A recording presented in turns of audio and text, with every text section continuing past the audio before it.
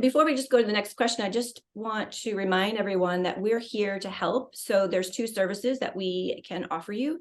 We can either come in and train your team to do the product listings or all the requirements that you need to do by December 2023. And then we take a step back and your team actually does it themselves, or we can step in and do all of that for you. So however we can help your team, we are here for you. So let's talk about exemptions. Exemption is going to be really a popular one. People are going to want to know whether they need to comply with MoCRA or not.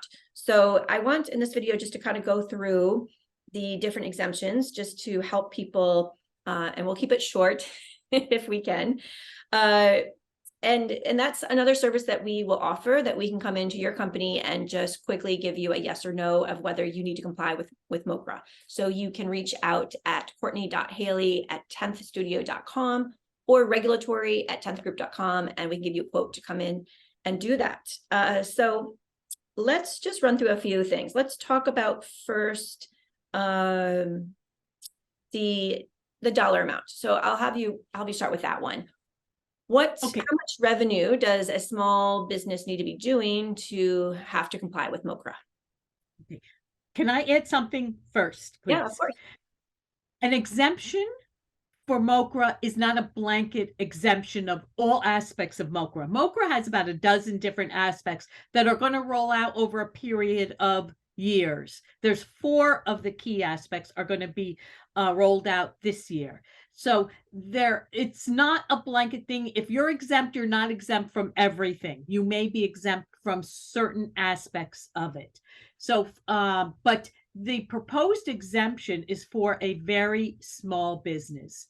And that's defined as a company that has an average gross annual sales in the US for previous 3-year period less than $1 million, adjusted for inflation, which I'm not sure what that inflation adjustment is going to be with the way inflation is right now.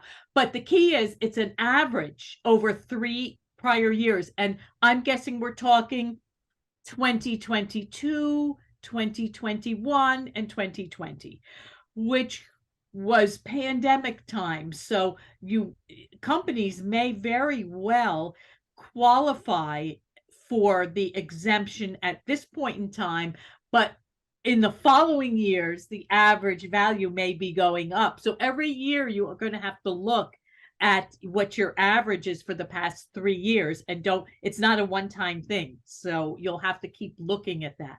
But it's that's the one criteria. There are 2 other things. There's 2 exceptions to that.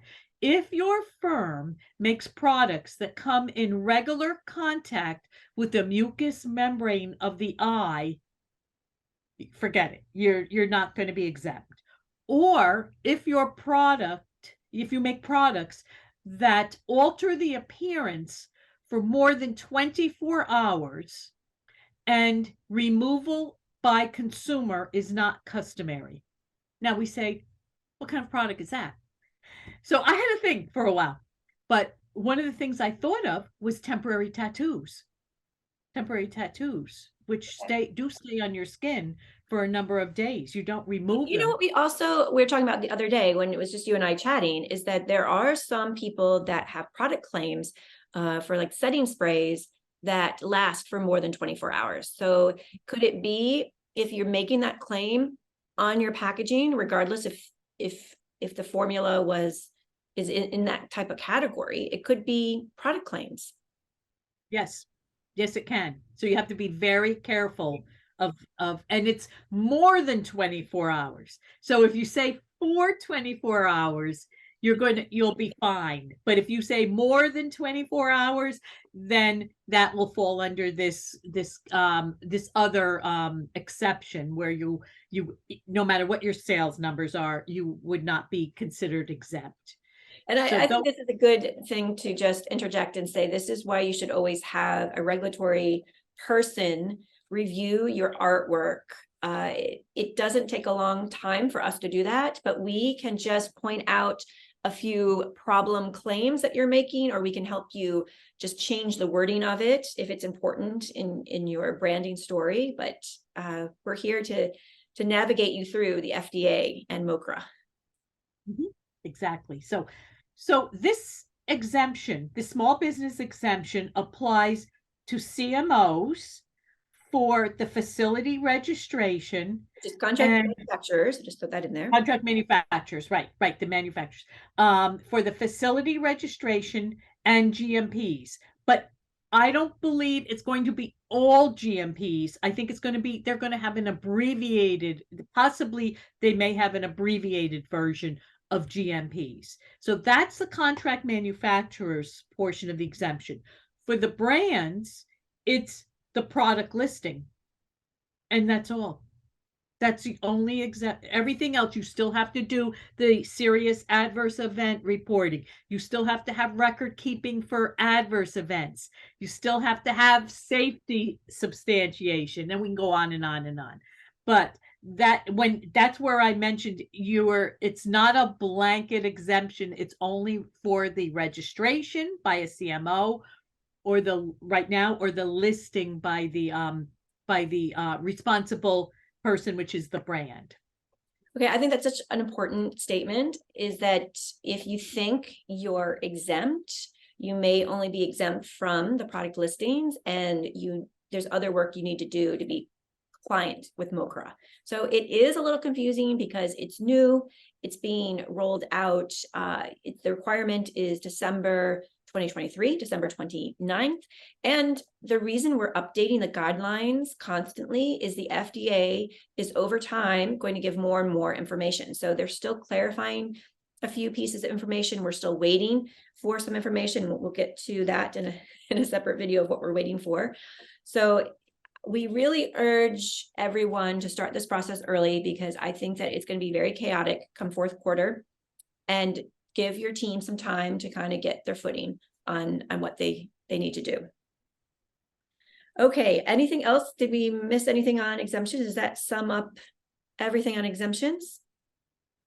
Oh, you did want to talk about when facilities might be exempt. Right. There is a possibility of some exemptions by contract manufacturing organizations, the manufacturers. And it could be if they're manufacturing a cosmetic product solely for use in research or evaluation. Okay. It could be clinical testing of some sort. Also, it's establishments, and this is a little tricky here, that solely perform one or more of the following: labeling, relabeling, packaging, repackaging, holding, or distribution. Okay, but the key here is that packaging and repackaging do not include the filling of the product into its container. Okay, so it's after the product has been filled, it's the final packaging of it. You may have a filled bottle and you're going to put it in a unit carton. The placing it in the unit carton is the packaging. Okay, you may